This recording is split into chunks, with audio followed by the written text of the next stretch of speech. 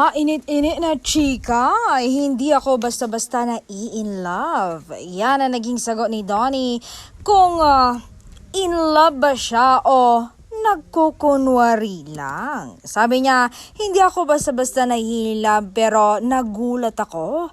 Napaibig ako ni Bel Mariano pero hindi na ako nagulat dahil kaibig-ibig siya. Ang hinahanap ko sa babae, nasa kanya lahat eh. Ang number one kasi sa akin, mabuting tao. At si Bel iyo.